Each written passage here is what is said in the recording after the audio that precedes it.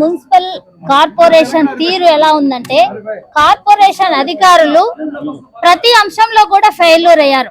ప్రజలకు చేయాల్సిన సేవల్లో అంటే దోమల పైన నివారణ చర్యలు చేపట్టడంలో ఫెయిల్యూరు. గడప గడపకి గతంలో క్లాప్ వెహికల్స్ ద్వారా చెత్త సేకరణ జరిగితే ఈరోజు ఆ సిస్టమ్ ని కనుమరుగు చేసేసి ట్రాక్టర్లు తీసుకొని వచ్చి ప్రజాధనాన్ని అవినీతి పేరుతో వాళ్ళ పాలక అనుచరులకి కట్టబెట్టడానికి ఈరోజు ఆలోచన చేస్తున్నారు.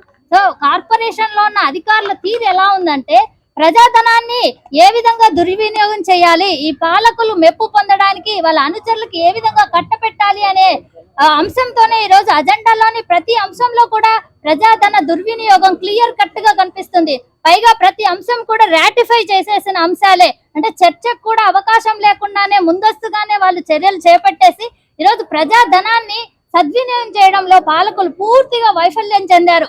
ఈరోజు చూసుకుంటే మనకి ట్రాక్టర్ల పేరుతో దాదాపు కేవలం 3 నెలలకి ట్రాక్టర్లని అద్దెకు తీసుకొని దాదాపుగా 4,22 లక్షల రూపాయల ప్రజాధనాన్ని కేవలం అద్దె రూపంలో, అంటే చెత్తని కలెక్ట్ చేయాలన్నా అద్దె వెహికల్సే, చెత్తని దొంతాలి డంపింగ్ యార్డ్ కి తరలించాల్సిన అద్దె వెహికల్సే, రోడ్లు క్లీన్ చేయాలన్నా అద్దె వెహికల్సే.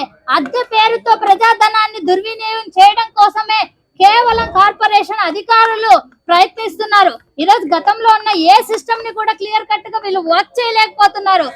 చంద్రబాబు నాయుడు గారు ఈ రోజు అధికారంలోకి రావడానికి ముఖ్యంగా ఎన్నికల్లో ఇచ్చిన హామీ, ప్రజలపై మేము ఎలాంటి భారం మోపము, సో ప్రజలకి సంపద సృష్టించి నేను గతంలో కంటే జగన్మోహన్ రెడ్డి గారి ప్రభుత్వం కంటే మెరుగైన సేవలు అందిస్తా అని చెప్పి ఈ రోజు అధికారంలోకి వచ్చిన తర్వాత 2025 ఏప్రిల్లో మినిస్టర్ నారాయణ గారు ఒక జీవో ఇచ్చారు.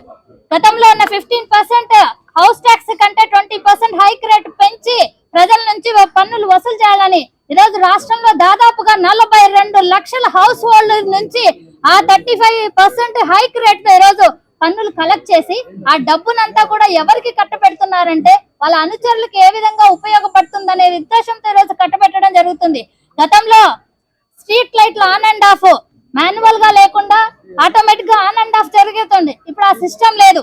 కేవలం ఆన్ అండ్ ఆఫ్ స్విచ్లు ఆన్ చేయడానికి ఆఫ్ చేయడానికి వ్యక్తులను నియమించి వాళ్ళకి శాలరీల రూపంలో ఈరోజు 54 డివిజన్ కు సంబంధించిన 70 లక్షల పైన రూపాయలు ఈరోజు శాలరీస్ రూపంలో వాళ్ళకి డైరెక్ట్ గా జనరల్ ఫండ్ నుంచి, అంటే ఆఫ్ కాస్ట్ నుంచి కాకుండా డైరెక్ట్ గా కార్పొరేషన్ నుంచే వాళ్ళకి ఇచ్చేలాగా ప్లాన్ చేశారంటే ప్రజల నుంచి ప్రతి డబ్బును కూడా మీరు సద్వినియోగం చేయడంలో పూర్తిగా వైఫల్యమయ్యారు. ఈరోజు అజెండాలో ప్రతి అంశం కూడా చూసుకుంటే సిఎస్ఆర్ ఫండ్ గానీ లేకపోతే జనరల్ ఫండ్ గానీ లేదంటే ఎల్ఆర్ఎస్ బిపిఎస్ కు సంబంధించిన ఫండ్స్ గతంలో అంటే 21-22 లో రిలీజ్ అయిన 15th ఫైనాన్స్ సంబంధించి 918 కోట్లు ఇంకా మిగిలి ఉంటే వాటిని ఎలా వినియోగించాలో కూడా ఇప్పటికి కూడా ఈ పాలకులకి అర్థం కావాలంటే నిజంగా ఇది పాలనా వైఫల్యం కాదా? ఇవన్నీ ప్రజలకు తెలియాల్సి ఉంది.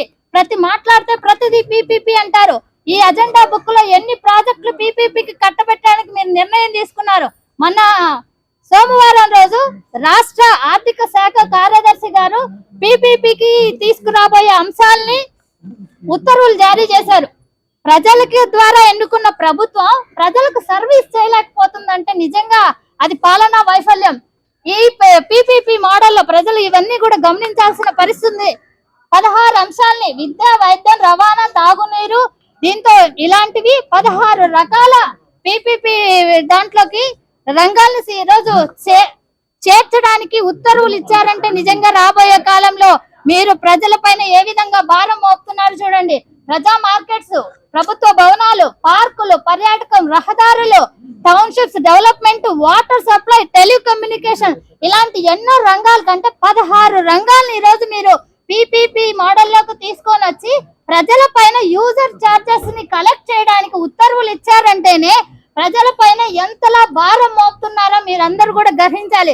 ప్రజలకి ఈ విషయాలు తెలియాలి.